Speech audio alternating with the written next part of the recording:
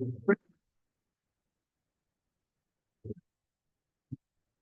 right, let's stand and pledge the flag.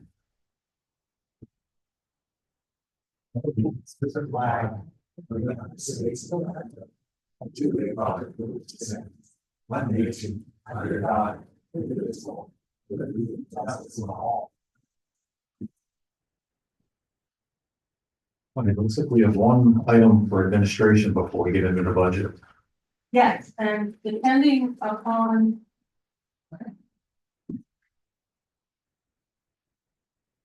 Depending upon the board's questions, both the length and nature of the question, this could take a few minutes or it could be very quick. The board is probably aware that there is a land development plan called Hawthorne. I think the developer has made the name fancier now, Hawthorne Ridge, which is proposed to be constructed on the hill behind the Animal Rescue League on the south side, but it's uphill, as anyone who knows this area can imagine. This development was the subject of litigation between the developer and the township. The plan has a 20-year history in total, and I can certainly go through that. I don't recommend it. We would be here till midnight. But the plan that was ultimately rejected by the township was submitted in 2013. There were a number of revisions to that plan. In 2016, the township formally rejected the plan, and the developer initiated litigation, a land development appeal. Since that time, the township had engaged in negotiations with the developer to settle the litigation. That litigation was settled in 2023, and in 2024, the court formally signed off on the settlement agreement. The developer wishes to go to construction, and the developer, take a pause there. This development fronts on Route 724. It is a requirement of PennDOT that if new stormwater facilities are connected to PennDOT stormwater facilities, the municipality must be responsible for the new stormwater facilities. It is the township's position, has been consistent with other developers, that the township demands as a condition of approval that the developer take on that responsibility from the township. And that is the subject of disagreement in relation to Hawthorne. We have at least two others of these type of agreements. One is out at Rings Hill, where the proposed warehouse is supposed to go, and where there's already a medical facility. The township owns right of way out there, and there is, in fact, the agreement for Hawthorne is modeled after that agreement with some updates. There's also another one, if everyone is familiar, on 724, where the Rite Aid and the foot doctor is. Similar situation, their stormwater connects out to PennDOT stormwater, and they are responsible for that connection. So the developer has already signed. This agreement was reviewed and crafted by the township special counsel dealing with Hawthorne, that is Dan Becker of Coslow Stout. The developer has already signed the agreement and now is requesting that the township also sign the agreement so that they can submit this as part of their permitting package to PennDOT. PennDOT requires two separate highway occupancy permits, one for the stormwater, that's its own highway occupancy permit, and another for the actual driveway where cars go in and out. That's its own separate package. So that is the subject of administration this evening. And the solicitor, Dan Becker, is recommending that the township execute the agreement if the commissioners are so inclined.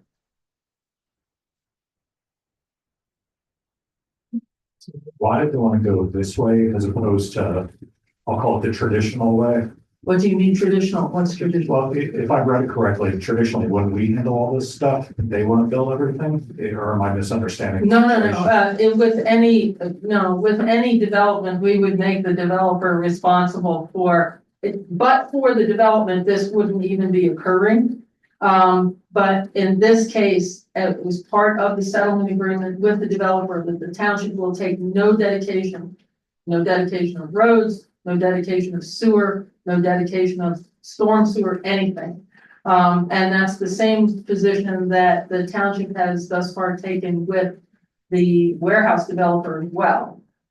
They are completely responsible for anything that they're building ultimately. Now, the township will inspect it as it's constructed to make sure it's constructed to public standards, but the township won't accept dedication of it. So the only thing we're doing is holding title, basically, if I read that correctly. Yes, Do we get anything for a holding title? Do we get some sort of fee or? when the stormwater facilities are actually constructed, the developer pays a stormwater fee. Great Valley Consultants would calculate what that will be. I think in this case, because it's a substantial development, the fee, if someone was building a home right now, just a single family home, the fee would be $1,000. It's going to be more than $1,000. Heritage of Green Hills, their stormwater fee was $10,000. And that goes into the stormwater fund that is in your budget every month. There is no specific fee to the township for signing this agreement. Or at least that hasn't been negotiated. So you're looking for a motion to sign this agreement or? Yes. Yeah. To authorize the vice president to sign this agreement. I'll make the motion. I'll second. Mr. Bill Miller, Yes. Mr. Badger, Yes. Mr. Donnell. I wasn't sure if there were any further questions, but. Mr. Greg Miller. Yes. Thank you.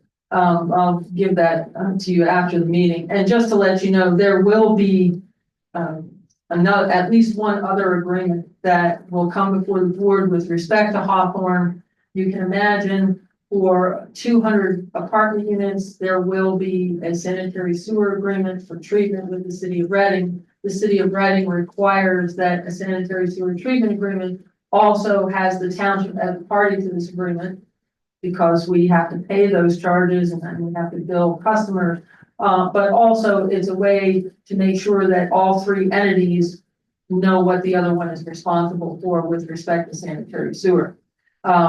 That agreement is still in preparation by the city of Reading. What typically happens is the city of Reading prepares the agreement, then the township reviews the agreement and then submits it to the developer.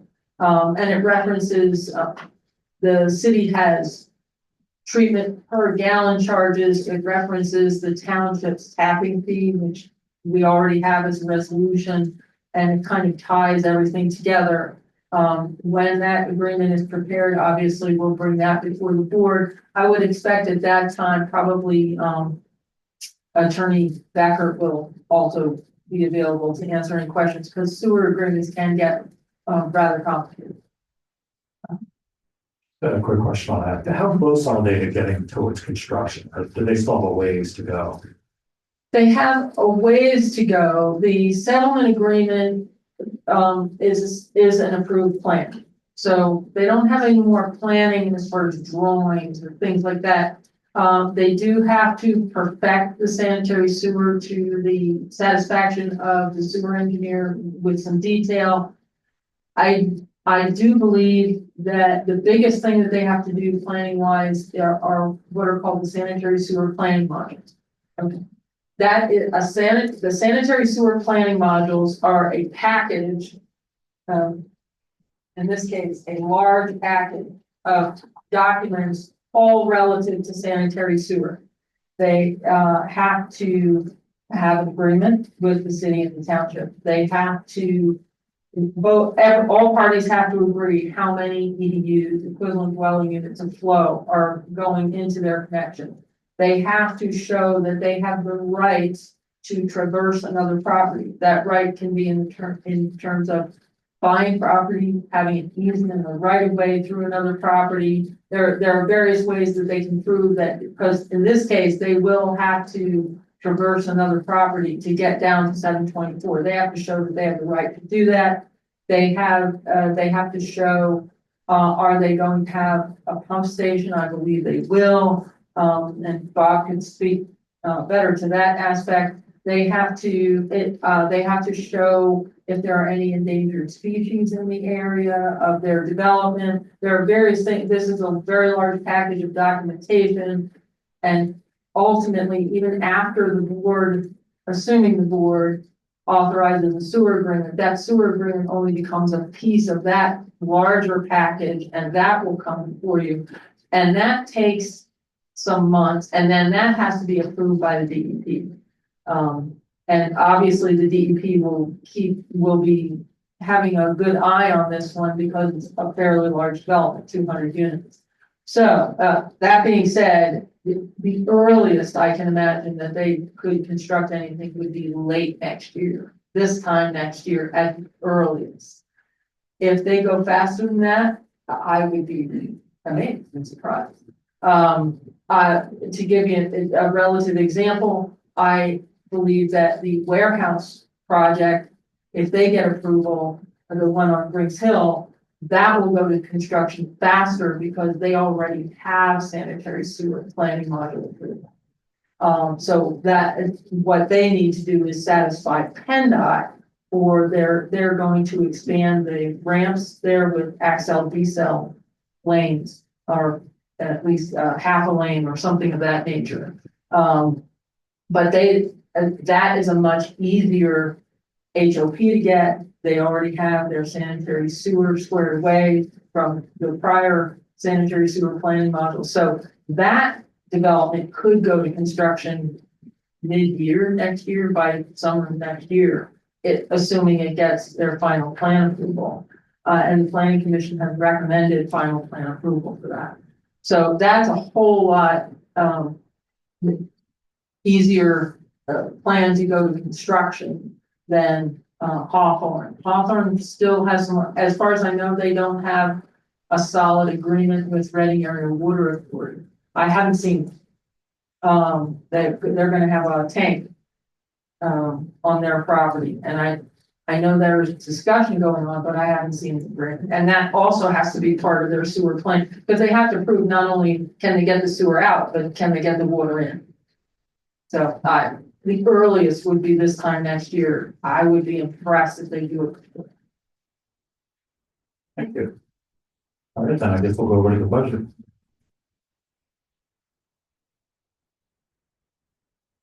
What I'd like to do first is show you the 2016 budget.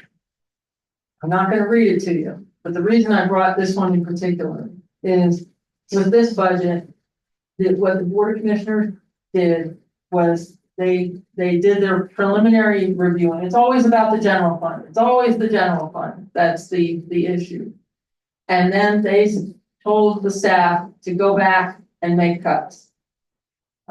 In doing the rest of the general fund budget for 2025, I have a feeling that we're going to be a replay of 2016.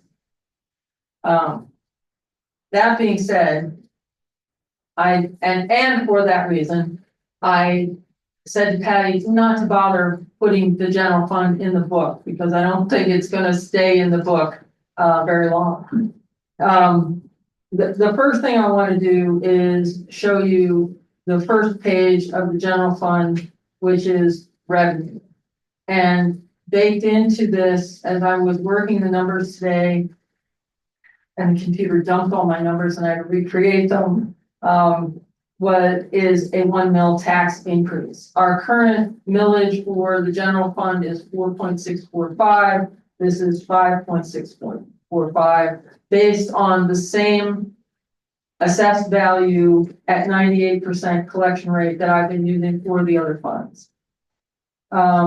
And you can see on that first block that there are 3 line items that are estimates from Berks EIT Berksey IT is very, good with the municipalities. They offer their services to come up with their estimates for the taxes that Berksey IT collects. So that's where those numbers come from.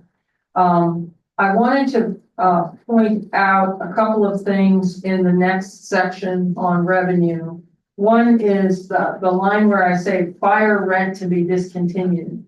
So the fire fund and the sewer fund pay rent, so to speak. It's the interfund accounting to the general fund. Right now, on this level, on the level of the building that we're at, there is a good section of the lower level of this building that is used for the fire department. That, when they move into the new fire station, I should think that would go away. The board has not determined what you would like to do with the space that's here, but it doesn't make sense to be charging the fire fund rent when they're going to be moving into their own building. Another thing that I want to point out is the line where the note says now goes to tax collector. The board may recall that the tax collector spoke to the board and pointed out that the township was collecting fees for work that she was doing. The township revised the tax collector's compensation ordinance, and the tax collector is now collecting the duplicate bill fees. And that had been a significant source of revenue since COVID. I want to emphasize that this line was not always such a significant source of revenue. That only started during COVID when the big mortgage companies were asking for a duplicate bill of every single tax account. At $5 a pop and over 6,000 tax accounts, it tends to add up.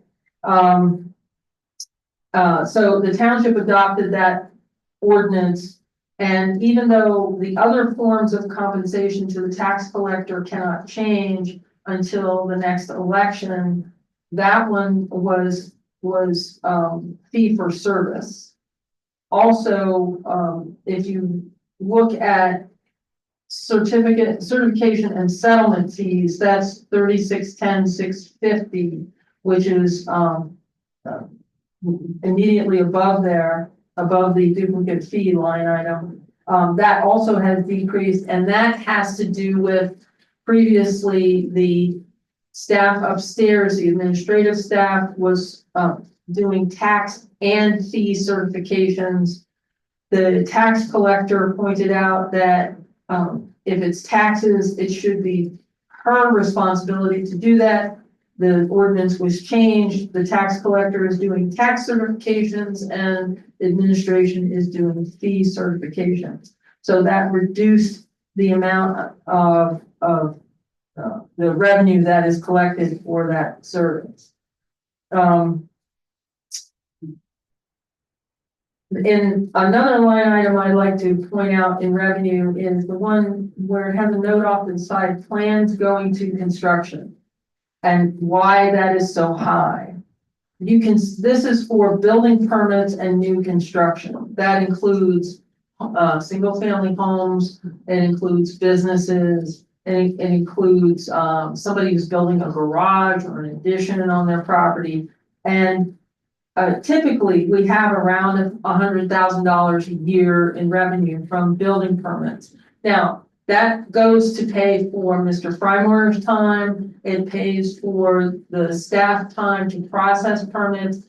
It also pays for plan review of building permits. I asked Mr. Frymore to estimate the building permit fee for assuming the Grings Hill warehouse goes into construction next year, and he estimated approximately $150,000 for that building permit fee. Now, those are two extremely large buildings. There will be a lot of plans to review. There will be a lot of inspections to be done, but that's why that number is so high. We get paid in addition to that. It's essentially they prepay, if you will. Yeah. those are the big things that I wanted to point out in relation to revenue. And I'd certainly be happy to try to address any other questions that you might have as we go along, if you think of things. There is one that I'm surprised nobody has asked yet. In regard to the solid waste host fee, I fully expect somebody might look at this and say, hey, you said the landfill was closing.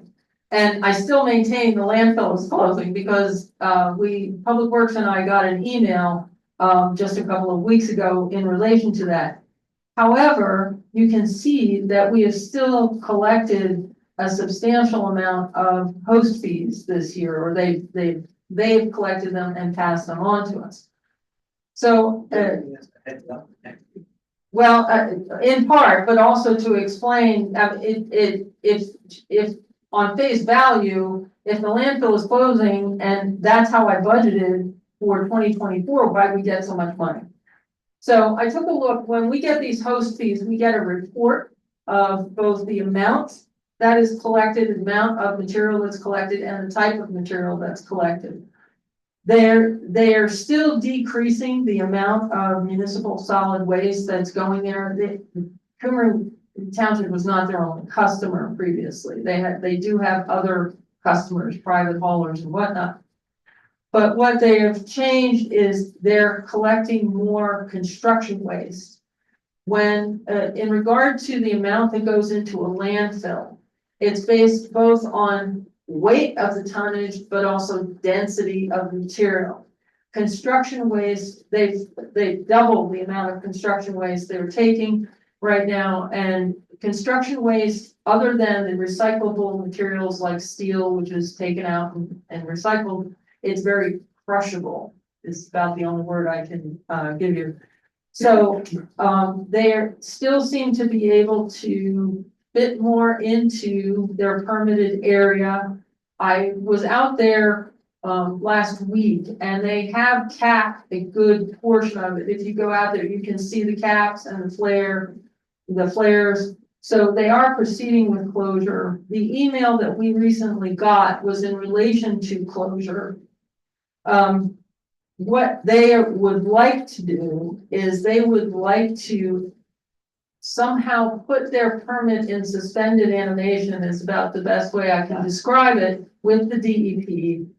And it sort of, and wait for Met Ed to finish Met Ed's substantial project of realigning the wiring out at the big substation there. And the landfill believes that when Met Ed finishes that project, they will have more airspace to go up. Right now, the wires go right over the landfill. And the email that they sent us was, we think we would be able to persuade the DEP to put our permit in suspended animation and not have to actually close if we can put a recycling facility on the township-owned property. My response to them politely was, why aren't you putting it on your own property where the township used to have our yard waste facility? Because there's a concrete pad waiting for you there. I have not received a response yet. I suspect the email came from someone who's not actually familiar with the physical circumstances of the site. I'm not saying we don't want them to get a permit expansion. That's a decision for another day. But I just don't have any. What happens with it, not directly, the DEP of course has the authority. However, as part of an expansion permit, it's required to have a public hearing. Right, that's true. And yes, and we have had those public hearings before here. The first hearing is usually called local officials. It's meant for the officials of the surrounding municipalities and the host municipality.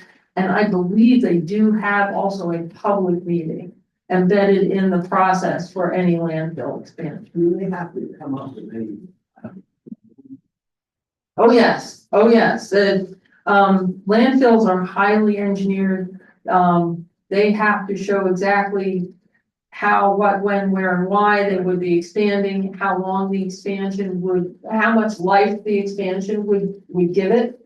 Well, yes, it would be, quite a bit, there's quite a bit of money invested in just submitting an expansion permit application. Because then all of that becomes part of these public meetings that occur. And you say it's like 5 years. But when they. It's about, they reference 5 years in their email to us, and that is what, long ago, Mr. Setley had estimated the process would take. From the time they say to the DEP, hey, we want to expand to a potential approval is about 5 years. So I really felt it was necessary to give the board some explanation as to why that number is so off. To the good, I'm very glad it's revenue. And also the auditor always asks about those items. So I will be making the same explanation in the spring.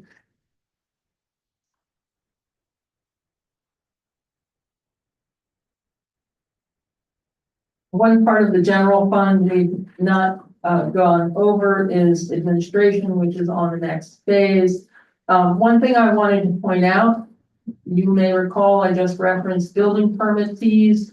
Under contracted services admin, it's the second line. I have a note there.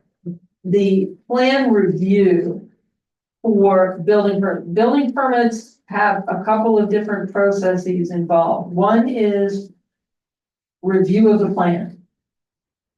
Then the next part is assuming that the building permit is approved, then the inspection during construction, and then the last and shortest phase, assuming everything goes well, is an occupancy permit.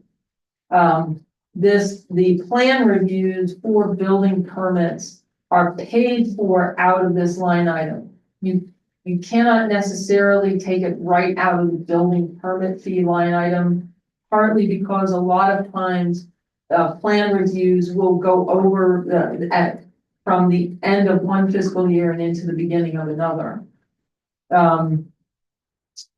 In regard to the tax collector, the tax collector also has, in addition to 403114 says tax collector salary. That is the salary that's authorized under the first class township code.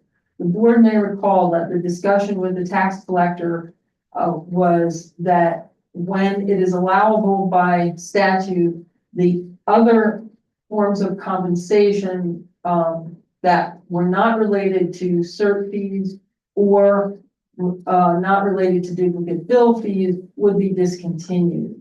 You cannot change the tax collector's wage type compensation between elections. You have to do that after the next election. And this Act 511 tax clerk will continue until through the next election. At the beginning of the next term, it will be discontinued. So that's what that note is referring to. Yeah. I think 2000 instead of 20. Oh, yes, that should be 2000. Oh, my goodness. Thank you. Next one. Thank you. That makes a difference.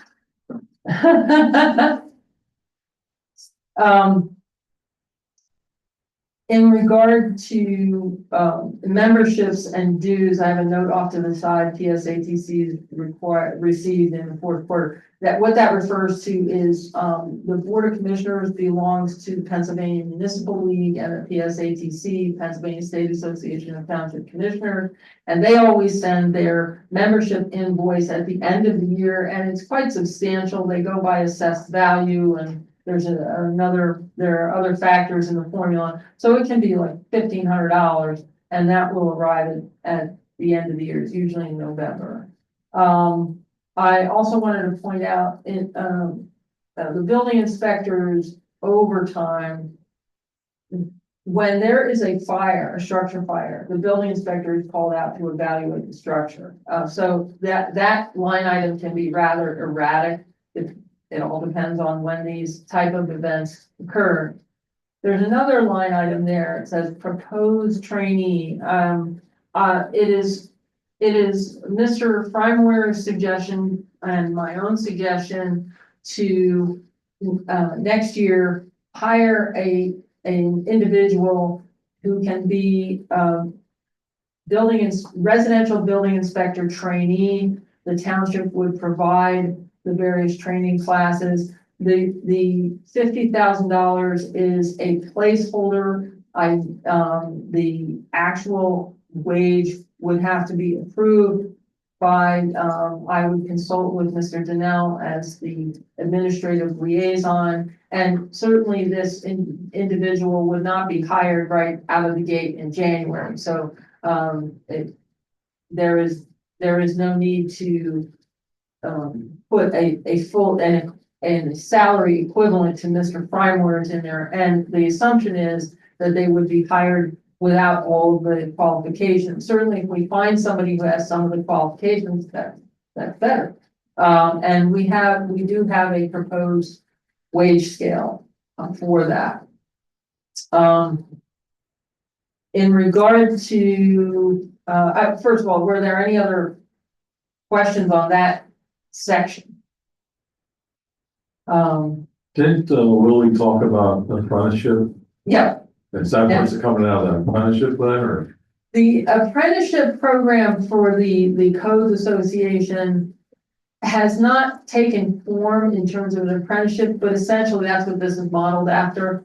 I've been calling it the position a trainee. I don't want to step on anybody's toes. I also don't want to give the impression that it's a trades position, but essentially that's what this is. I think it's a great idea. And it could provide someone who has the desire but doesn't have the opportunity to go to all of the training. There is a considerable amount of training, just to give the board an idea. The first training that would be needed for this individual, it doesn't take place till May, unfortunately. That's another reason for reducing the line item to 50,000. And the first thing that they need to do is go to a week of training called BCO training, Building Code Official Training. And that week of training is all about how to properly process building permits. There are a lot of deadlines and requirements involved with building permits. You can imagine there's a lot of litigation around permits that are not properly processed. And that's what that week of training is about. And that would be the first one. And then there are many other opportunities for training after that. So yes, essentially the answer is yes, but I'm just not saying apprentice. I think it's a great idea, their idea. Well, there was a big presentation at one of our board meetings. Yes, that's where I was mulling this whole situation over. I think I've told the board, right now we farm out commercial plan review and commercial inspection. But what's really important to most residents is being able to walk into the office, make an appointment with the building inspector to talk about their shed, deck, pool, or fence. And sometimes an entire house. We have had some home building this year. But I think that direct contact with the residents in-house is real important, because that's really where we get most building permits from. Sheds, decks, pools, and fences. There's some residential electrical, some residential heating and plumbing, et cetera. But let's face it, most single-family homes are going to start thinking about a shed, deck, pool, or a fence. And so what our goal is for this apprentice or trainee to be able to do that sort of permit review and processing for residential issues. Trying to see if there are other line items that you would like particular attention to. You can see we have a pre-existing line item down towards the bottom for consultants and the comprehensive plan. In those years when we have done a comprehensive plan and hired a consultant, that's when that line item has been used. And so that's where I plugged in the funding for the Delta consultants that will take place next year. The contribution to the zoning board, which is the very last line item. The reason that looks so strange when it increased by more than a factor of 10 is the board may recall the zoning hearing board used to get $25 a year in compensation. They are now able to get a per meeting fee. And attendance is taken so that it's known who should get what. And now we have a full complement of 3 members and 3 alternates. That's what that one is about. With respect to, you would probably also see a lot of line item movement in relation in this same section, the services section, in regard to the solicitor. For this year, the solicitor has actually spent more time on code related issues than almost any other issue. And that will continue for a bit because we're still dealing with the Philadelphia Avenue homes, and there may be some additional follow-up on some other codes issues. So with the solicitor line items, you might want to look at them as an aggregate more than a separate line. We have them in separate line items, but every month when I get the solicitor's bill, I divvy it out according to what the activity has been for that previous month. It's not a static retainer. Oh, so we don't have an open retainer with her? We do, but I really track so in 1 month, I'm billing hours, then she's gonna bill this separately. well, what she does is she bills separately for very specific issues.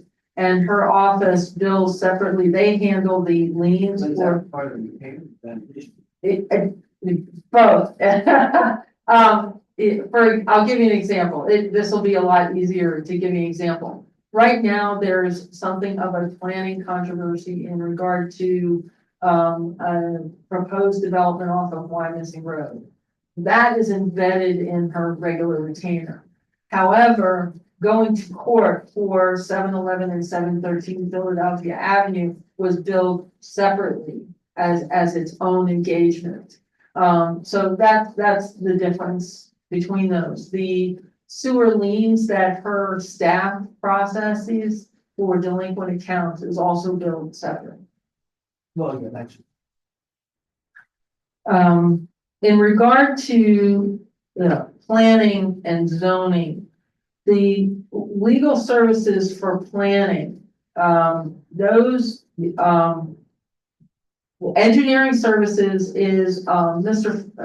Hoffman of GBC reviewing plans and whatnot. We do bill if a developer does not have an escrow, we bill them, and that still occasionally happens. More and more now, based on our current fee structure, we have an escrow and we take the money out of the escrow. However, there are some things that require his attention that don't involve a specific entity to bill. So there will continue to be charges going in and out of those line items. For instance, Mr. Hoffman is providing his own opinion on the zoning ordinance amendments that are proposed. So that is the administration page. Don't know if there are any other questions. Looks like we're missing. We're missing the totals. Yeah, we're missing a short amount of there.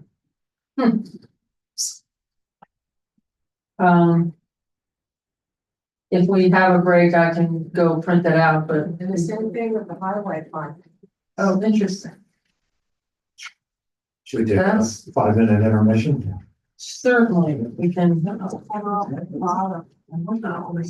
Afterwards. Oh, interesting. So every second page, that's bizarre. All right, I will. And I will, Take an intermission. all right, thank you.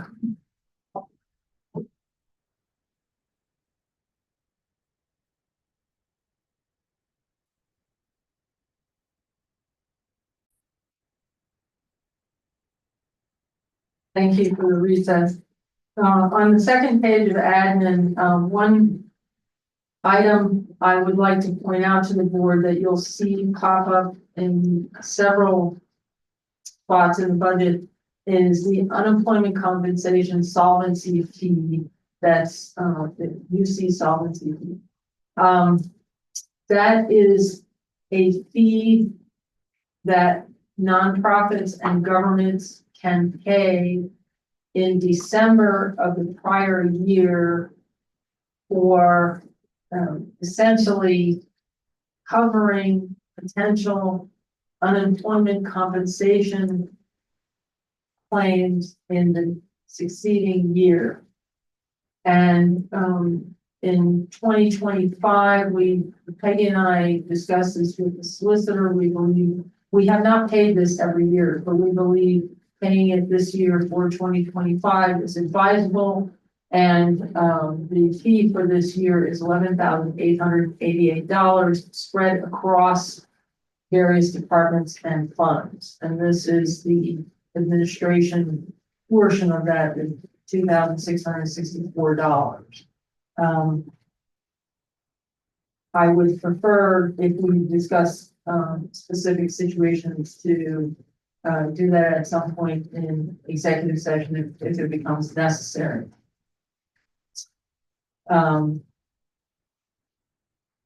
So in regard to the administrative budget, one, there is an $18,000 error on my part that several people noted.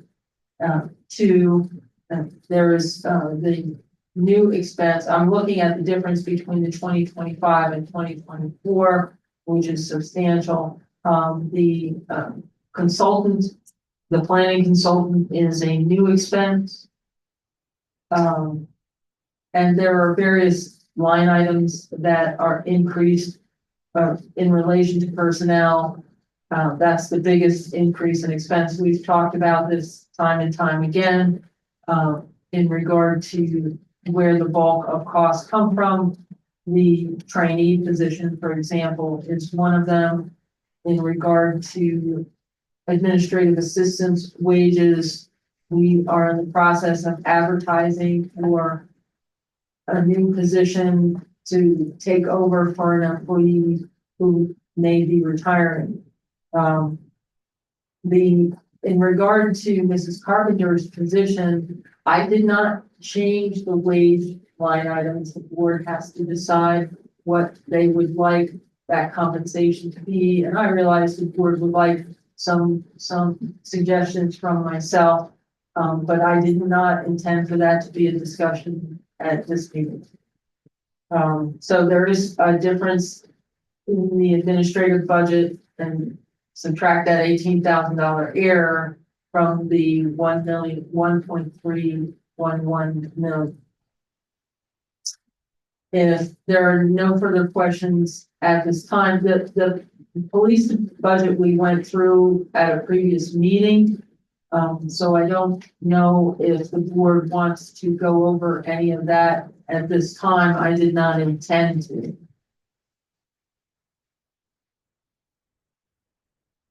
And I believe we covered buildings and grounds. I also, Mrs. O'Leary had asked a question about contracted services. I provided the value in that line item. The next department we have not gone over in the general fund is highway. And Mr. McNichols, I'm sure, will be having some input into this. The first thing I wanted to draw your attention to on the highway budget is the first line item. And you will see the fourth quarter estimate for management wages is reduced to $10,000. It would have been upwards of $20,000. And the reason for that, Mrs. Carpenter and I discussed this. We do not have a sewer foreman right now. We haven't had a sewer foreman for most of the year. The previous candidates for the sewer class 2 positions were not qualified for the foreman position, which is class 1. We currently have advertisement open till through tomorrow for the sewer foreman position. We've only received one application, I believe, so far. So if you know anybody who wishes to apply, please have them apply. The issue is that both Mr. McNichols and Mr. Yost have spent a considerable amount of their time, more than is already allocated, to running the sewer department as if they were the foreman.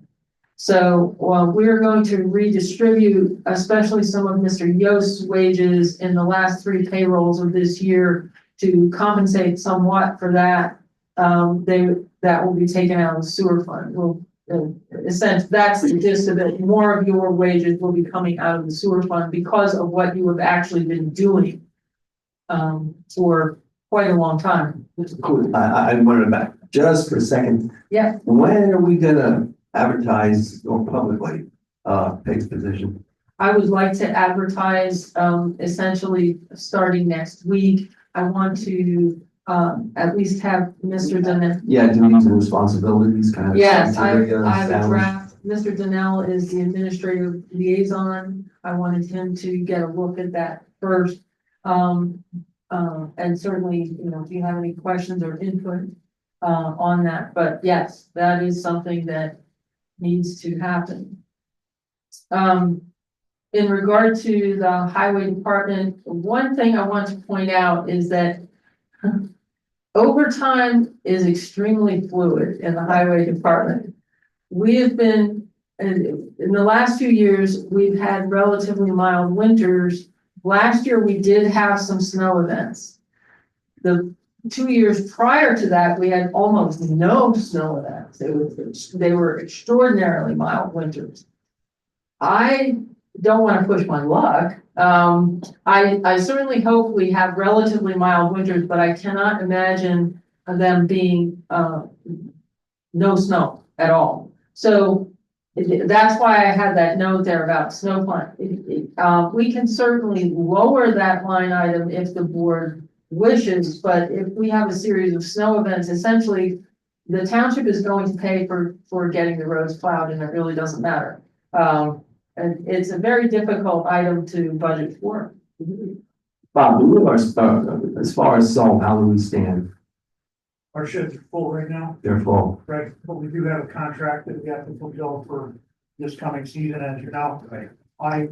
We contract with the state in March of the previous year for the salt to be moved to next. For a year ahead. Right. Yeah. And that comes out of state liquid fuel.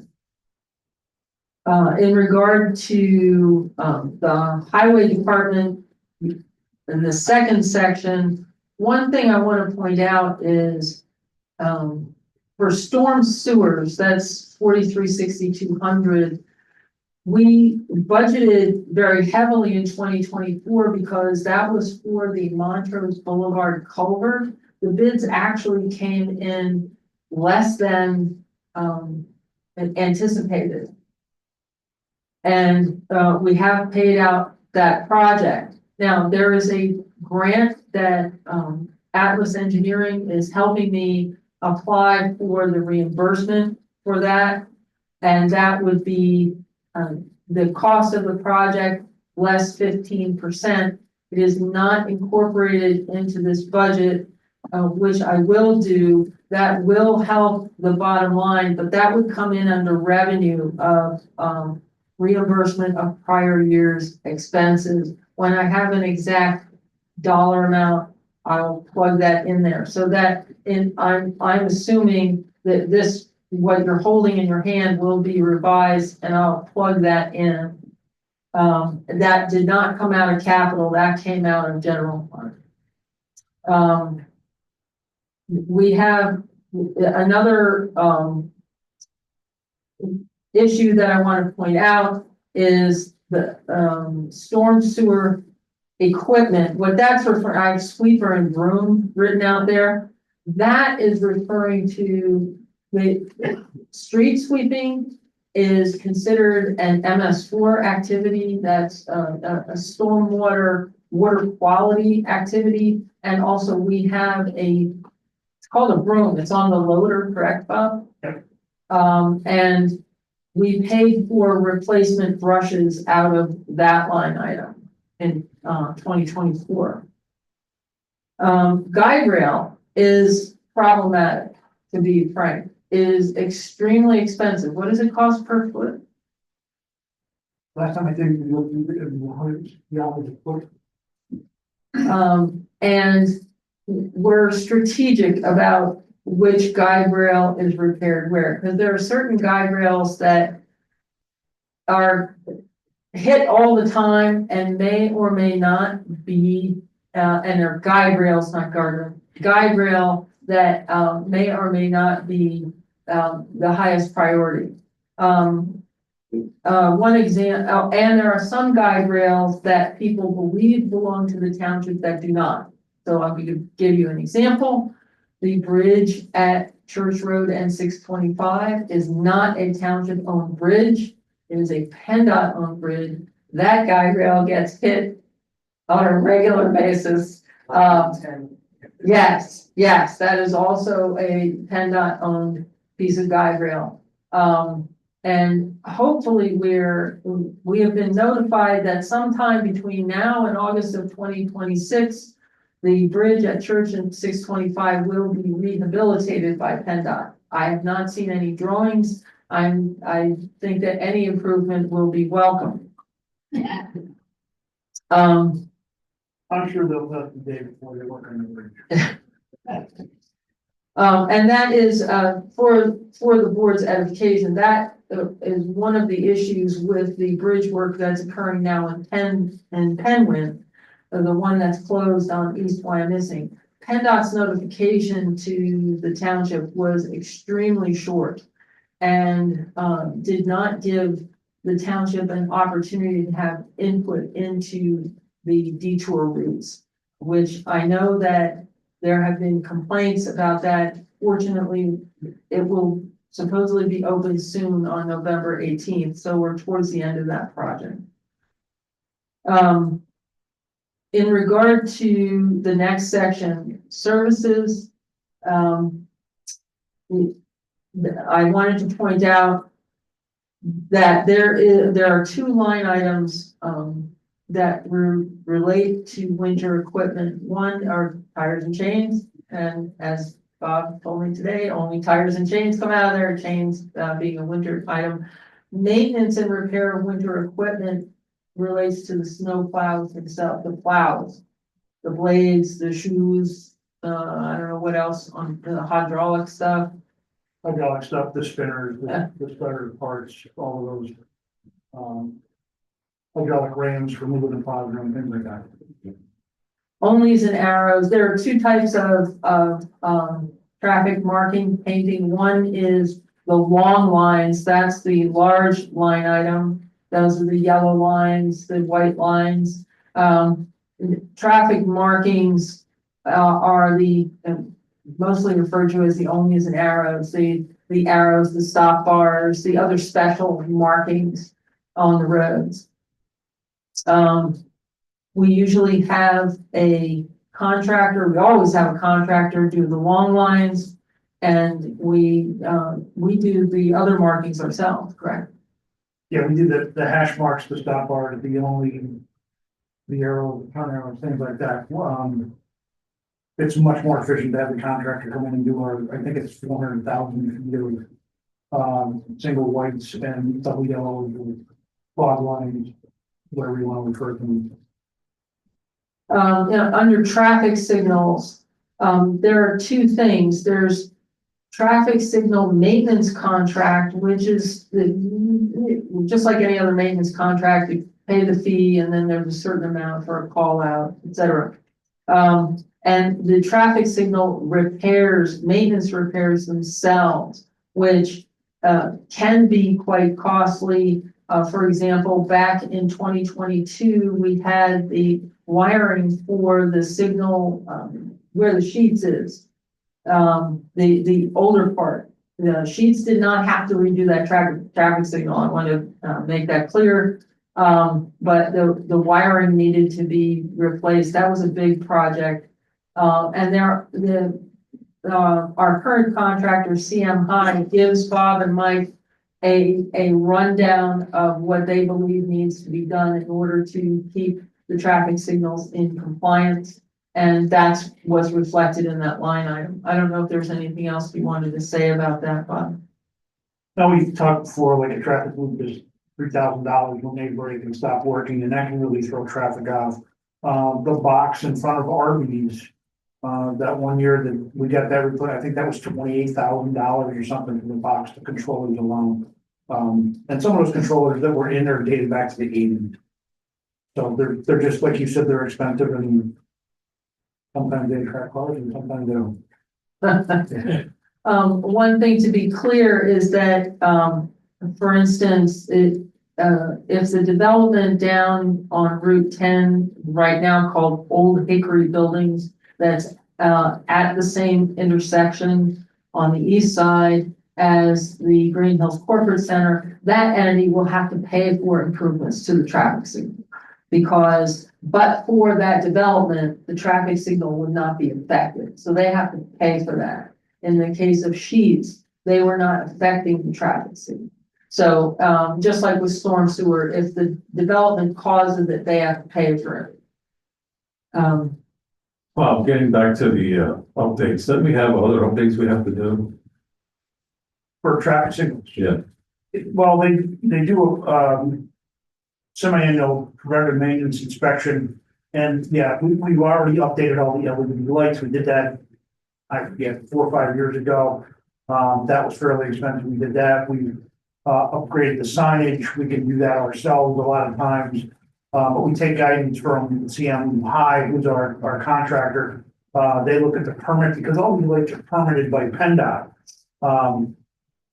We don't have any lights that are exclusively on a township road. They're all at an intersection with the state road or both state roads. So I thought the intersection when you would leave the old Kmart Plaza, I thought that had to be updated, but there's a problem with wiring there. we did get that fixed. And then, You know, we were trying to get those two lights in sync, right? the 724, 625 and the Kenhurst Plaza light, they have to be synchronized in a sense. They don't necessarily talk to each other, but it's a timing thing. Yeah, we did fix the light there at Tom Sturgis. And then when PennDOT did their recent work, they ripped out the loops, and I don't know if you've noticed, but there had to be a lot of work there recently. PennDOT's gonna have to reimburse us for that. Mike and I spent a lot of time chasing that down because that's what that light was staying red for almost 2 minutes. Instead of 15 seconds. So we're working to get that fixed up. And for the board's edification, there are 3 traffic signals in the township that are actually shared with other municipalities. The traffic signal at, is it the DJ Sandwich Shop or Jefferson? DJ Sandwich Shop. DJ, Old Pritztown and Revere. That's shared with Spring Township.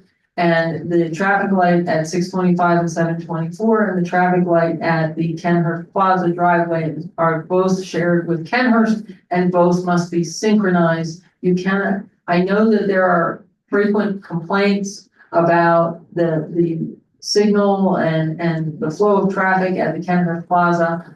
2 things. 1, you cannot do anything to that light without doing something to 625 and 724. That's item number 1. And item number 2, the driveway on the other side of the road is in Kenhurst and is insufficient, is not of sufficient width for another turn lane. And that's what causes the problem. There, yes, it causes a bottleneck because PennDOT will not allow another turn lane there. There's not enough room for under PennDOT specifications. So if, I do not know of any other way other than somehow cantilevering another lane out across the stormwater facility on the Kenhurst side. I don't know another way of alleviating that. We also shared a light in, the driveway from the Shillington Common, it's called Elkins, Yeah, which yes, is a private drive, actually, yes. and Lancaster Avenue is shown. That's correct. Yeah, and for the board's edification, in case you get complaints this winter, the section of Elkins Avenue between Lancaster Avenue and Harding is private. That is not a township road. And so in bad winters, that does not get, and we don't plow it, and in bad winters, apparently neither does the plaza, and we do get a lot of complaints about that, but that is not a township road. How does that work? Or should I say, how did that happen? Double pre-existing non-conforming. If you'd like to have another meeting to discuss that, we can, No, it's a rat hole, let's not go down it, but yeah. You're gonna have to trust us on that one, and they had explained it to me 4 times. It said that, one short version is when the new Giant was constructed, Jim Sigworth, who was the manager at the time, gave them an opportunity and told them what they would need to do to get that road to a point. It wouldn't 100% meet township specs, but the board was potentially willing to accept it, and the developer refused. The township took its best shot. Do they plow it then, the developer? They're supposed to. They plow it, they patch the potholes, they paint the only and arrows. And sometimes they're very much on top of it, and other times it falls through the cracks, but That's just one that I assume that you're gonna get, in a bad winter, you would get some comments about them. In regard to engineering for construction, that's down towards the bottom of this page, 439313. That amount varies depending on the project. So we had that line item budgeted very high in 2024 because we essentially thought, one, that the projects would be more expensive than they were, and generally the engineering fees track the expense of the projects. And two, we thought essentially we'd be doing more than we could in than we ended up doing in 2024. So we did not utilize as much in that line item to a great degree. I will say it also helped Barwis Construction, who's business in Cumru Township. They did Hunter's Road, and they did a very efficient job, a great job.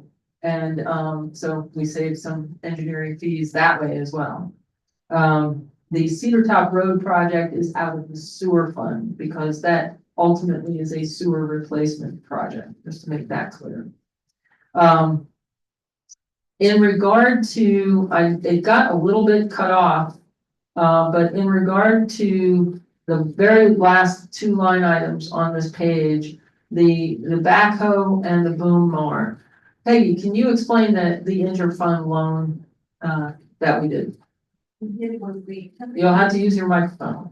Sorry. Okay, we took the interfund loan from the sewer capital.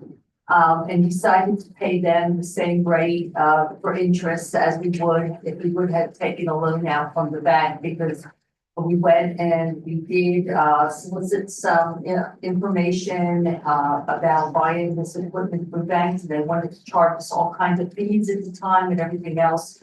And the commissioners at that time said, if we're going to do that, we may as well borrow money from ourselves. So we borrowed from the sewer capital, and we repaid them as such. So we have one more payment. There's one more payment to do, which will be for 2025. And in the sewer department had, the sewer authority had mentioned that we just pay off that because it was an interfund from the sewer to the sewer capital also. And I would say that maybe we would like to do the same with, the general. If not, I would like to be able to move that over first thing in January. And then the loan will be finished. But that's how that happened. So you want me to plug those amounts in here for, 2025? Whatever we're choosing, if they'd like me to pay the double payment and finish it off right away for this year and be done with it, like they did with the sewer portion of it, that would be fine. If they don't want that to happen with the general portion of it until 2025, then I would ask that I can just do it and complete it first thing in January, so it's finished and it's solvent. When would you normally take it off the books? Oh, it's usually maybe around. I think it's been, right after we get the money in from like taxes, it could be anywhere from, May, June. Just general idea was good enough, thanks. How much of a payment are you talking about back? $1,000. It's these two amounts, $13,610.40, and then $25,257.07. Or would be just pay that entire 38 or just a portion of it? Is that the options? Okay. I mean, is that something that, maybe I'm misunderstanding you? It sounded like there's some sort of arrangement where we're making like an annual payment or something like that, but you Yes. just want to clear I would just like to clear it. Okay, well, were we paying, like, what was the annual payment? it. Let's say Oh, without. it's the same amount. Yes, Oh, yes, I got it. yes. We were paying it, I think it's for 5 years. Yes, So, so this is the So you fourth paid the year. 38 for 5 years, all right. This Credit is debit switcher.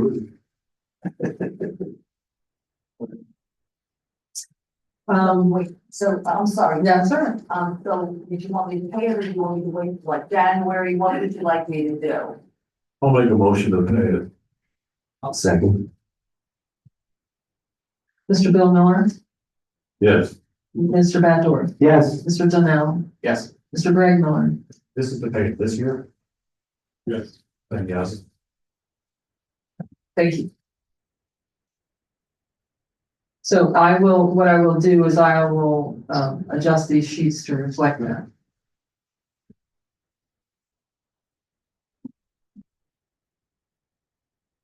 One of the newer sheets that we had to take a recess for is the tail end of the highway fund. The biggest, the highway department of the general fund. The biggest thing I need to note to you, there are two things. One, there's a line item there that says Montrose Boulevard Storm Sewer. Initially, when in 2023, we were talking about budgeting that, we ended up not doing the project in 2023. We did it in 2024, but instead of looking at it as a transfer to capital reserve, we just put the money in the storm sewer line item of the regular general fund and took it out of there. So it's a little bit confusing, but essentially you can ignore that. In regard to the other line item about the truck 73 replacement, that was ordered in 2022, Bob? Yep, 2022, it took 26 months for the chassis to get delivered in Kutz. And there are actually trucks there that are to be built that have waited almost 3-4 years ahead of us.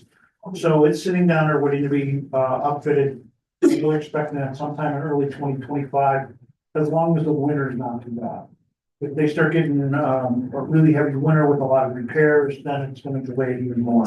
But we only waited 26 months for delivery compared to some other municipalities waited much longer. Wow. So that's why it's still sitting down there waiting to be upfitted.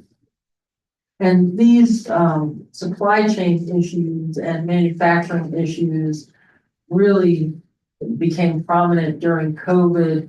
And since COVID, some supply chain and manufacturing issues have still persisted.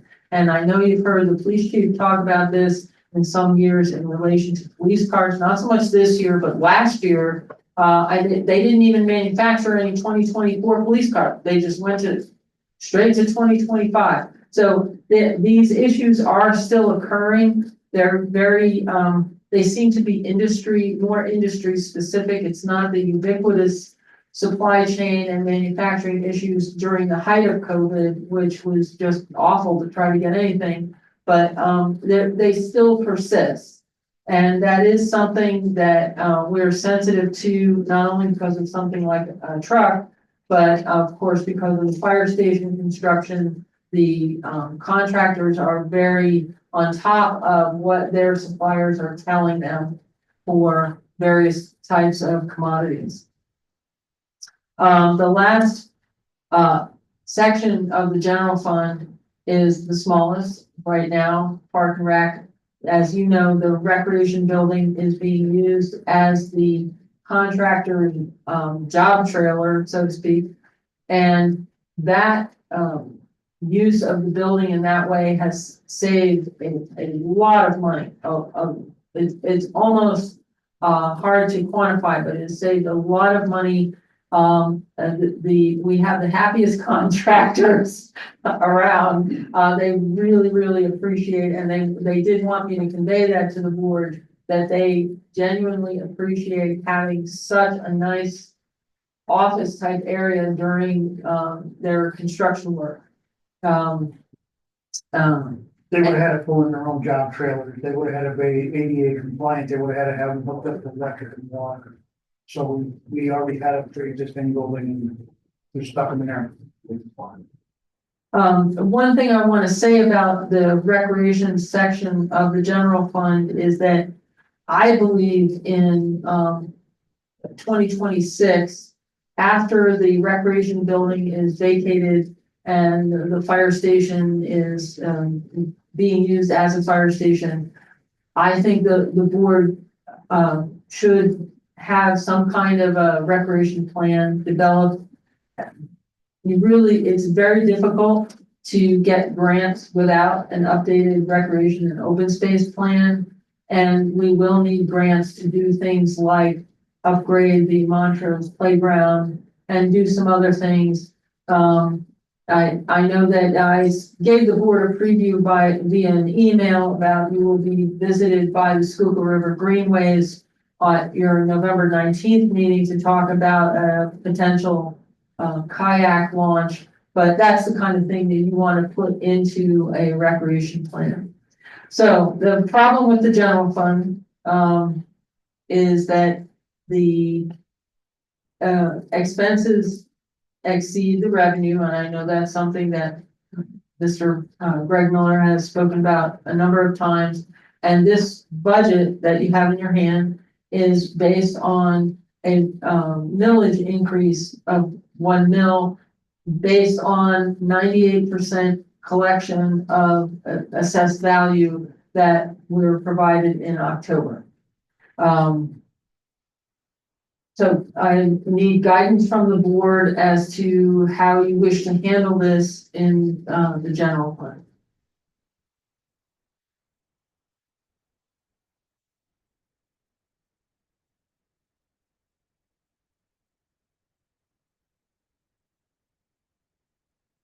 The board also has the opportunity to contemplate it, and give us some guidance at your November 19th meeting.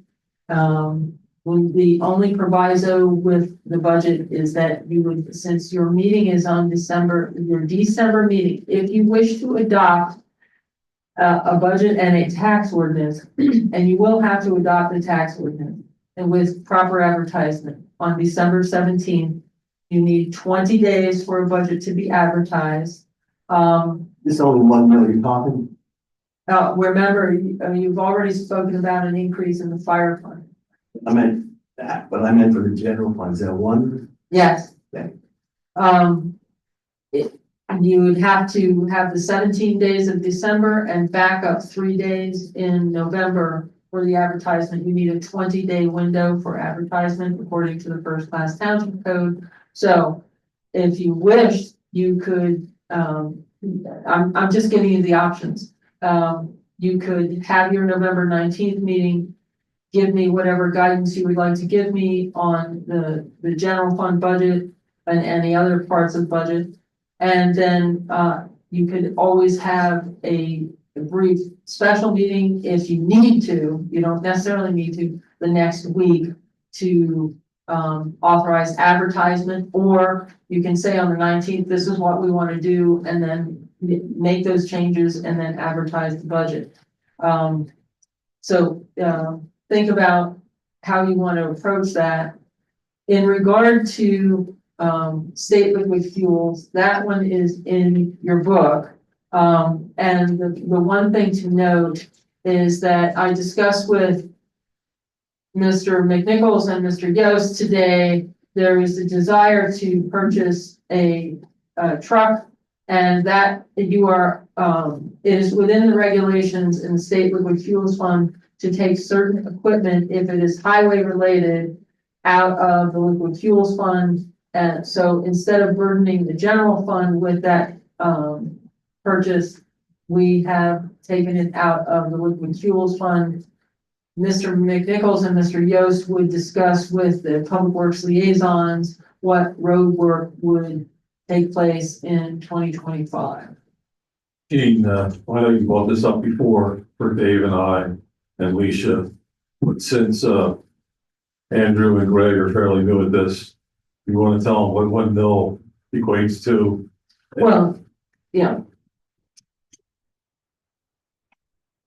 And hopefully, does the board have that page,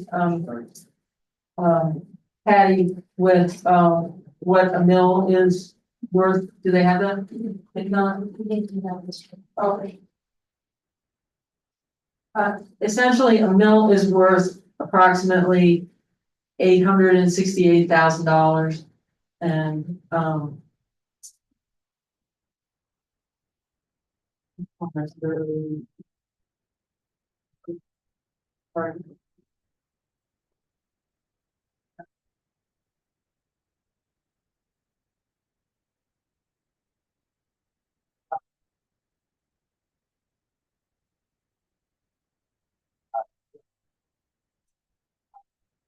yeah, yeah,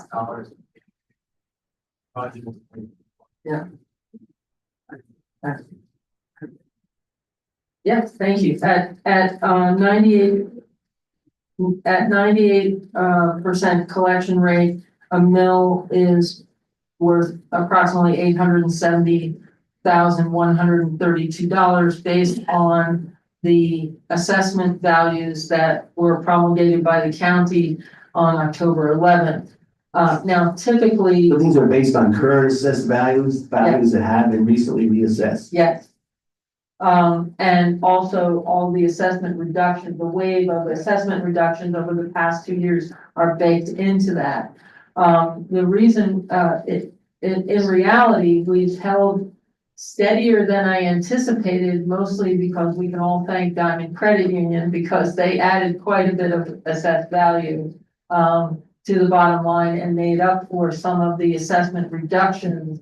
As the common level ratio has gone up this year and last year, last year especially, there was a wave of assessment reductions. Also, the year before that, Green Hills Corporate Center, where Penske is located, got a $5 million reduction. They just got a $1.2 million additional reduction in their assessment.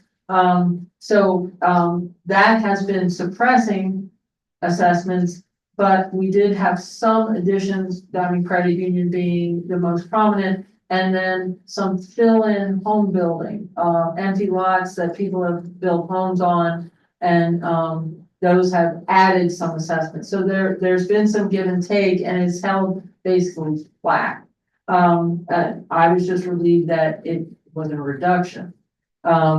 So that is what this is all based on. We do ultimately tend to get almost 99% of collections. It's never 100%.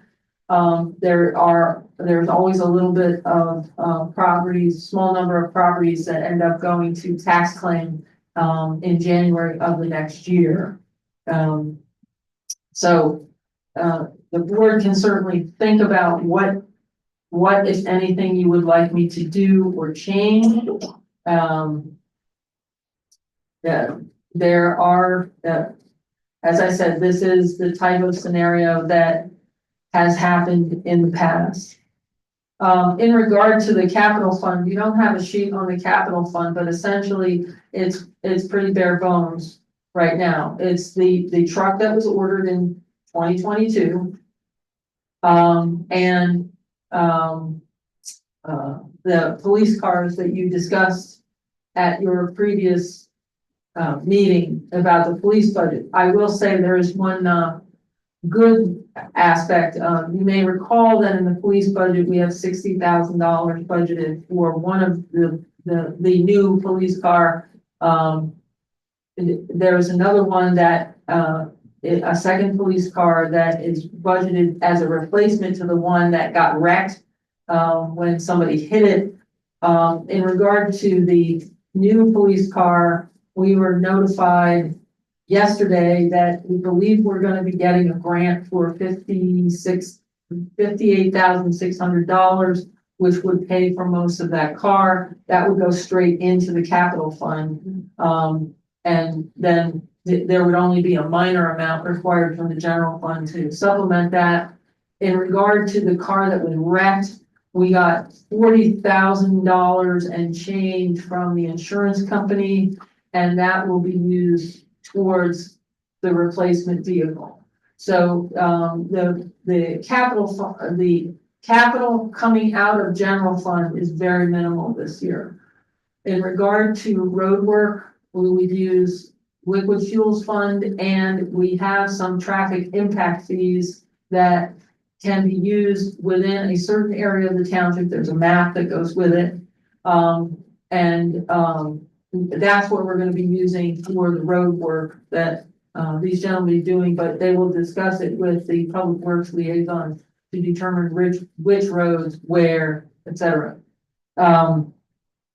The stormwater fund really doesn't bear too much discussion. That's a fund where we collect fees. When somebody builds a new building, including a home, they have to both build some kind of stormwater structure, whether it's an infiltration bed or a dry well or a rain garden, and they also pay a fee into that fund. And that fund is used for two purposes. One, it's used to pay inspection fees for that structure itself and periodic inspection fees thereafter. And two, when the ordinance that created that fund allows for, when the board sees fit, it can, a portion of it can be used for storm sewer work by the township. And we did that a few years ago. We used, I think, $60,000 that had accumulated in that fund for a storm sewer project. So that fund is really so small and so targeted that it does not affect the bottom line too much, and it's funded by fees for entities that are building things in the township. The last thing I wanted to discuss with the board was I wanted to make sure that I got the parameters of the refuse resolution correct. I did put it on your tablets. I also have a copy here.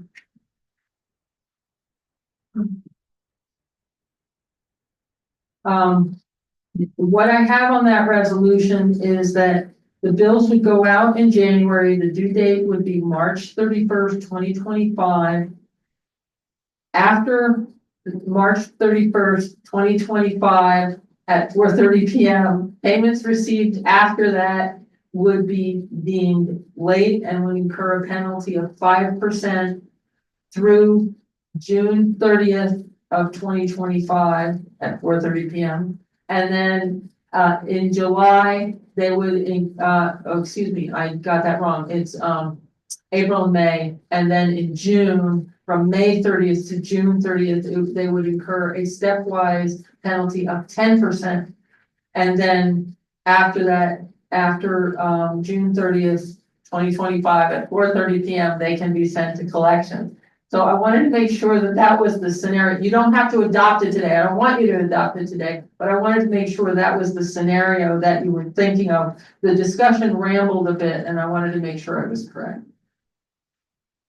Going back to the general fund with the 1 mil increase, in my opinion, that's the only thing we can do, balance the budget. That's my opinion only. And you know, I think you have an excellent point there, because I think we've got away easy this year. But looking ahead next year, it's gonna be rough. We're gonna have all those reassessments coming in all the same time. We don't have a federal credit union that we're gonna get any extra income from there. So unless we get something on the books soon, boys, we're gonna be really next year, pressing the flesh for a larger increase in what we're doing now. So what I would recommend is we take suggestion, take that one now, because if it gets rough later, you don't want to have to raise it all in one shot. You do 1 and 2, that's one thing. You do 3 or 1 pop, that's something else. I'll leave it up to you guys. Obviously, it's majority rules. I'm not gonna support that big of an increase. Is there, what happened in the 2016 budget is the board stated what it was willing to tolerate. And if, we can certainly have this discussion also at the November 19th meeting, but, what I will tell you is there needs to be an increase. Well, if you don't want this increase, what's your answer? What are you gonna decrease? And what are you accepting for the bottom line? Well, I mean, I think I proposed how I would go about doing it, and What's that? No, I don't know. I didn't hear how you proposed. What did you propose? well, I did a presentation. What was that? Oh, no, you wanted to restructure the whole process. I want to know how you're gonna solve this particular problem now. Well, that's how you do it. So you restructure the No, problem. no, you're just messing with the process. You're not dealing with the problem per se. Can we stop interrupting and just? Let's just 6-1, half a dozen other, I don't know. I mean, you're far in now, so I would set a number. That's what I proposed. So I'd still propose. I'd set a number for an expense line and then work backwards. What's essentially decided? I'm talking here, not you. What is your number? 10-5. That's fine. No, you can't. I'm not finished talking. Okay, so how do you come up with that number? So you could effectively sustain the same amount from a deficit perspective if you kept the tax rate the same and lowered your expense line to 10-5. Now, can I actually speak for a moment? You're more than welcome to. This isn't a prosecution, you're not a prosecutor. But I do, Young man, he was born. being rude, actually, I let you speak. Well, I told you. The same respect you did, boy. Please, don't call me boy. I'll call you boy anytime I feel like. Okay, thank you. So what I was gonna say is, I feel like we're at a point now that, just before I arrive at my actual comments, that Greg, in his presentation last month, proposed we start at. Because now we're at a point where we have a budget, that is saying we are budgeting, and I'm not pointing fingers, certainly not at Gene and not at anyone else, but I think the reality is now we have a budget that is budgeting an $816,091.56 deficit. And so we are here after 4 or 5 plus meetings to arrive at this point, only to now start figuring on how to solve the problem. And I think what I just want to point out is what Greg had presented a month ago is, why don't we start here? Instead of going through 4 or 5 meetings and now starting this process. I would disagree with you in the sense that you would remember the first budget meeting was spent on a great deal of debate about the refuse fund. And then the next budget meeting was spent largely on the fire fund. So I would take it, Gene, No, it was a very good point. yes, point taken, like I said. Certainly there were valuable conversations, but I guess the point I'm making is that those are sort of adjacent to the issue that is most pertinent, which is $816,000 of a deficit that is budgeted in for next year. Did a quick bit of mental math, and that leaves us with 3.612 years before the general fund defaults. 3.612 years if we run that. And now if we're being generous and take the average of the last 2 years is the deficit of the last 2 years, which comes out to $711,000, $711,747.50. That gives us 4.14 years before the general fund defaults. 4.14 years at the average deficit of the last 2 years before the general fund defaults. And again, I want to make clear that I'm not pointing the finger at anyone, but I think these are extremely problematic numbers. And I think we need to look hard at how do we reduce that deficit this year? So you don't think we've looked hard enough? No, But that's as not explained this, there's a misalignment. There's a misalignment in our tax basis and our spending. Go on, this, please. I'd like to hear more about this. So as Gene just described, our tax basis is declining. Our expenses are not declining. Correct. But we can increase by growth, which I know you're against, and however we can, there are options. We do have things in the works that you may not know, but there are other interested parties. And you well aware, the fact that you asked the question about the asset we keep it on the books, probably you never can keep a land asset on the books. Never. Any of that? As an asset, but then we have that 5 acres down there that is just valued. I'm sure you read the appraisal at what, $434,000? 548. 548, yeah. So we do have. So that's have any method. I'm telling you, boy, I don't know who raised you. I don't know how you ever made it in the service. My guy was at the Nuremberg war trials. He was described. I'm telling you, he had never put up with a little punk like you. Were you in the service, Mr. Bevel? No, thank God. I was drafted, and I was very fortunate. Thank God Richard Nixon got elected. Well, I would appreciate. As Well, I someone would who appreciate as well. I'll tell you what, when you're willing to start showing some respect, I will also. I highly doubt that, but I would appreciate. Well, I will. Oh, this wise guy. Let's get back on topic. Says, I would appreciate it if we don't bring up any veterans service ever again. No, I'll bring up any veteran service. I feel like it. Everybody in my family was a veteran, so I really don't care what you think. I kind of lost my train of thought at this point. So I think, to bring us back to your point, Greg, is that there's a misalignment on expense and revenue. I think that's been made very, very clear. Again, the budget for this year includes $816,000 plus of a deficit. That is including a 1 mil tax increase. So even with a 1 mil, yes, even with a 1 mil tax increase, the budget includes an $816,000. Is that what I'm saying? I thought the 1 mil wiped that deficit out. Yes.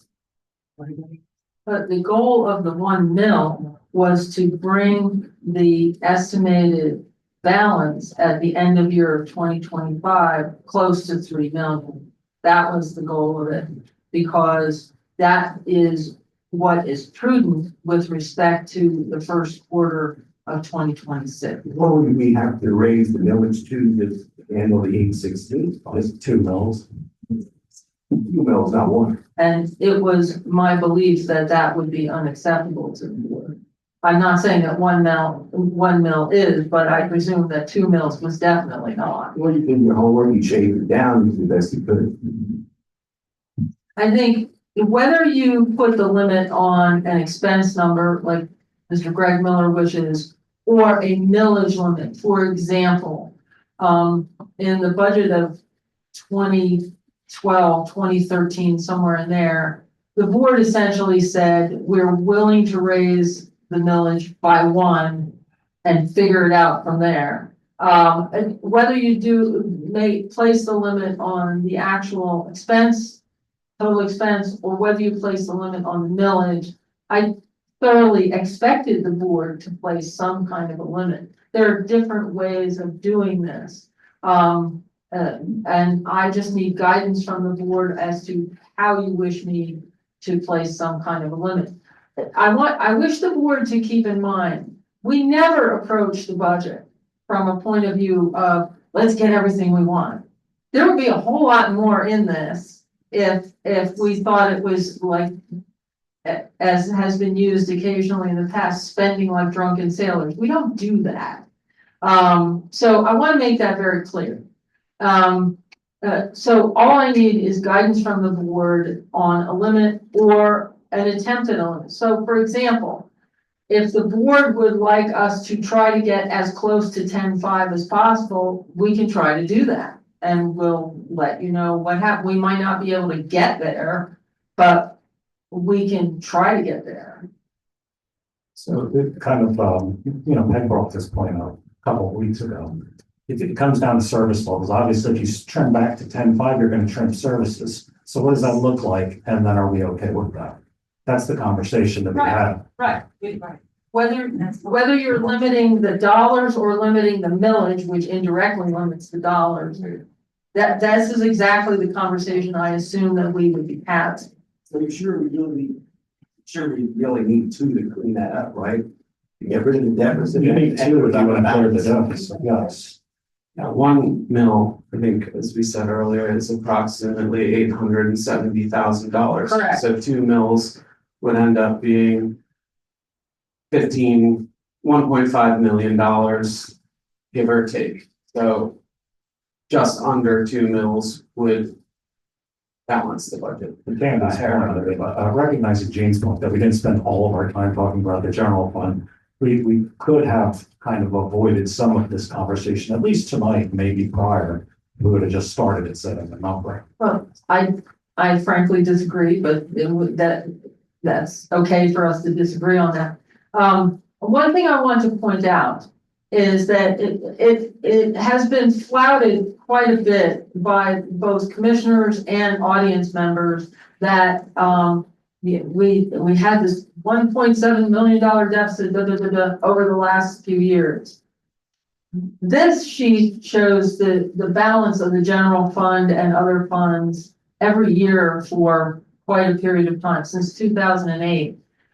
Going into the so-called COVID year, 2019, we had $5.3 million at end of year in the general fund. And then 2020, 4.9, 2021, 4.8, 2022, 4.7. That excess was used, a great deal of that excess was used to pay for projects and services for the township. 2019, we spent over $1 million on road work. That was needed. I believe that, and the year before 2018 was the Poplar Neck Bridge, which was another $1 million. Then we did Oregon Road, which was another $1 million. So we've done a lot of stuff with what was deemed excess balance. Now we've gotten to the point where we're down to exactly what we need for going into the next quarter of the succeeding year. And that's why taxes have to be raised, because we accumulated money, we used it for the people, and now we have to raise taxes to some extent. It's the board's job to give us guidance as to what extent. And we can certainly use 10.5 as a goal. I don't know if we'll get there, but we can try. Just from my standpoint, I'm not going to assert that there was misuse of funds or anything like that. That's not where I'm coming from. I'm just coming from the standpoint that the base has changed and we have to recognize that, and then we have to change with it.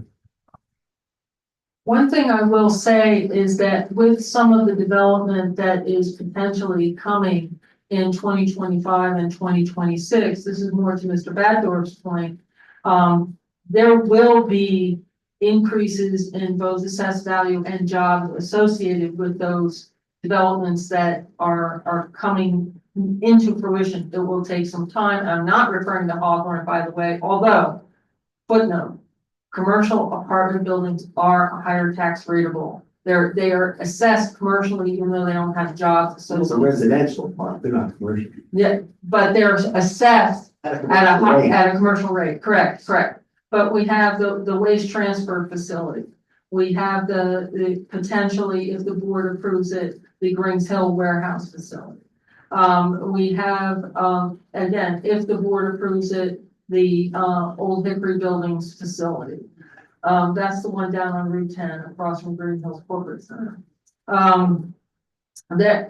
So there are various things that are in the works, but it takes time for those to be constructed. And we probably won't see those increases well, we certainly won't see any interim increases in assessment until they pull a building permit. Hey, just out of curiosity, how many people during this reassessment during the state equalization boards in here? What would you say, what, 20 to 30% of the property owners here got a reassessment? Ooh, that's, I would have to, 20%, 10%? I would actually have to count that for you. The properties How the that are, cases? yeah, and which I can, I mean, we have records on all that. I'm just trying. It's really the single family, you don't see the semis being reassessed, you don't see the really older, smaller homes. It's what are colloquially termed as Like big one mansions. is here, one tax is offsetting another. In other words, for a large portion of the homes for these people's taxes, if we raise 1 million, you have to remember they got reassessed and they're paying a lower rate now. So if we do raise by 1, we're not effectively not increasing necessarily their taxes. For that percentage of people potentially, and then it would depend on how much it went down. That's why I asked her, I mean, how many went to the bank? We can look into that, yeah. But to Gene's point, I mean, I think the reason I was at 10.5 is recognizing what your point was, and that we have an economic development plan that we're about to undertake. It would have been lower if we weren't doing this then. Can I just say something real quick? Since PD is obviously the large proportion of this budget. If you look at just the personnel costs, it's 800,000 for last year to this year. These are all contractual obligations or things that are out of our control. So I think it kind of goes to the point what Peg said, what we've all been saying when we meet every single day is that it's levels of service. So, and I can tell you as far as I recognize that, fully recognize. yeah, the staff goes with the PD. The board is hired for succession planning. So there will be 2 officers that will be retiring that we will not have to replace or retire because we'll still be at that operating level that will be able to provide the same coverage. Same coverage, yes. Anything beyond that, then we will be looking at lowering the level of service. So that is also something to consider. But again, I know I'm just a dumb cop, but you know, that it's kind of remarkable that it's $7,000 less than 800,000 is what personnel costs are from last year. So. Yeah, and just to be clear, it may not be palatable, whatever you come back with, but it's an exercise. It's the start of the discussion. Yeah. Essentially, it's very similar. That's why I brought the 2016 budget with us, because that's essentially what we did. I came up with, for the board, a list of potential cuts, and the board decided, yes, we'll do that. No, we're not going to do that based on level of service question. I think you're unrealistic with 10.5 because you're gonna cut services. Okay, what are you gonna cut? Police, plowing the roads, fixing the roads, repairing sewer projects. That's. Yeah, but I'm just saying, right, like all this, you're gonna go down to 10.5. That's gonna be a big cut, I think, so be prepared. I think what Greg's suggesting, as far as I understand it, is that let's see what that looks like. We're not making a decision. Let's see what that looks like, and then we can start the I conversation. think Wilbur is trying to say that these are the things that you guys are experiencing, you're gonna have to look out for them, because these are things that are visible to the public. There's certain things that aren't, certain things that are. police, fire, public works, all visit. Here's another way to look at it. If we do everything as proposed right now, it's a 26% increase to people's taxes. That's pretty visible to the public as well. 1.1 millage rather. I'm talking all in. So we have an increase to the fire, we have an increase to the ambulance, we have an increase to the general. All in, it's a 26% increase. I'm not even talking about sewer too. So sewer was also about a 20-some% increase. So, Yeah. yeah, it goes without saying, we want to provide services, but That's people don't want 30-40% tax increases either. And so I think it's a conversation we just need to have. We need to see what I think What it maybe looks that's like a at conversation 10:05. for another day, give us all some time to come up with some strategies that we can sit down and discuss. And what we're gonna do is Gene's gonna come back and rework the numbers basically and say, here's what you got. And then we restart the discussion. Sounds good to me. And my goal is not to go through everything again, but to give you a menu of options. That's my goal. So that we're not here. Please do not go all through the- everything. Right, exactly so. If you could just give like a cliff notes, here's what gets cut. Right. Great. Again, that's what I did during that year. And sometimes when I'm speaking about certain things at budget time, it's more, as I'm sure you gathered, to get your ear on certain things, like the issue of, Elkins Avenue between Harding and Lancaster, because that's the kind of thing you're gonna get social media posts about and whatnot if we have a bad winter. And I like to alert you to certain things. So we do frankly use this as a way to communicate with you. But yes, that is my goal, is to come up with a list of options, and then you tell us whether you want to do that or not do that, or and that's literally how I still have my notes from that year. Yes, no, yes, no. So that's what I really intend on doing. I just wanted to follow your point earlier, Gene, about the approach to the fund balance, and that we don't want to just run a surplus and be a piggy bank for the general public, right? That's fully respect that. That's a important. I understand what you're getting at there, that we are spending the money, we shouldn't be just hanging on to it. But I think the foundation, fundamentally, there is what I think we're seeing is that there is a shifting, the fundamentals are shifting, so to speak. So I think that's where we'll start. Another point I just wanted to confirm, but I think we're covenant light on our bond document, right? I'm sorry. I'm sorry, we don't have any covenants on our bond document, right? As far as balance and whatnot, Anything, I didn't see anything in there. Just to confirm. what the bond document says is that the township will make every effort to maintain a year-over-year balance of $3 million.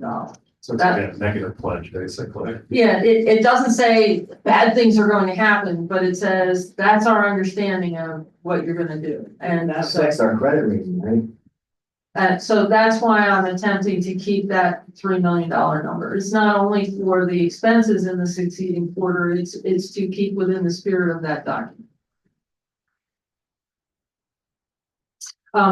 The only other thing, I don't know when you want to take public comment, but as far as the rest of the agenda, it's literally just letting the board know about zoning hearings and other meetings. I will tell you the December zoning hearing board, and it's already on the website, is going to be upstairs on the same night as your meeting.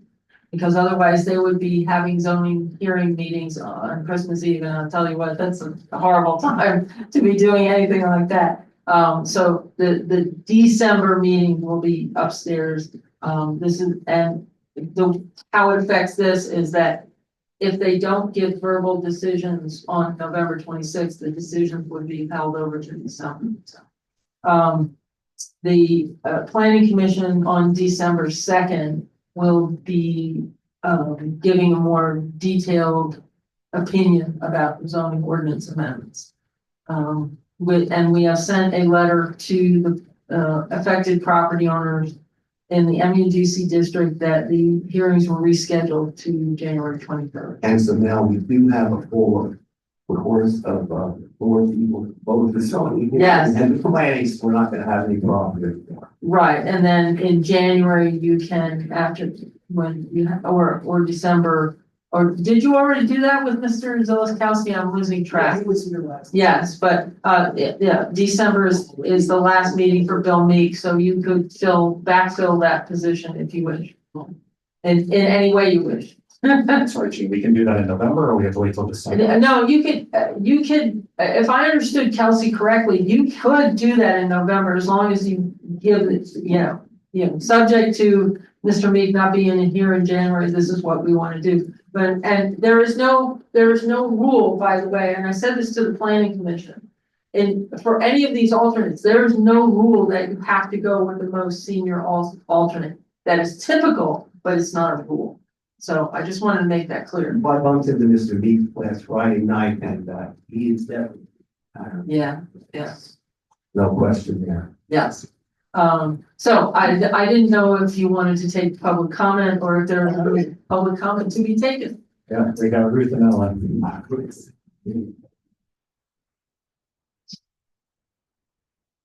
Just looking at the deficit and thinking about it a little bit, and I'm not picking on the chief, but the police budget accounts for 64.5% of the budget. So if you took 64.5% of the deficit of 840,000, you'd have to save $541,800 from the police budget alone. If you spread it out proportionally by each person's budget. I don't see how you're gonna save that amount of money in the police budget without laying off 3 to 4 officers. Because the wages are the big part of that budget. So you're gonna have to think about that. If you wanna be down, I mean, we just hired these guys and now we're gonna lay them off. It's hard. So the other budgets, they're small potatoes. But you can try and save money here and there, but you're gonna have to decide what methodology you're gonna use to save that money. Right. Yeah, how are you gonna do that? I mean, you're not gonna save that amount of money without affecting the police budget. There's just no way. So. I know it's hard, but. You asked to buy a speed board, we could eliminate that, but that's like $15,000. That's not that much.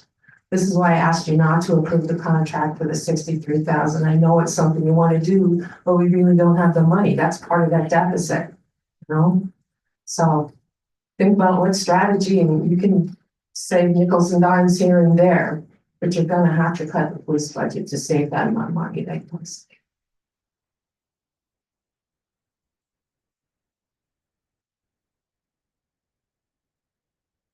Looks like Ellen's not interested in speaking, so I guess we're all good. That is everything, Gene, correct? Yes, thank you. Okay, then I'll motion to adjourn, I guess. I make a motion, second motion. That's I'll make the motion. I'll second the motion.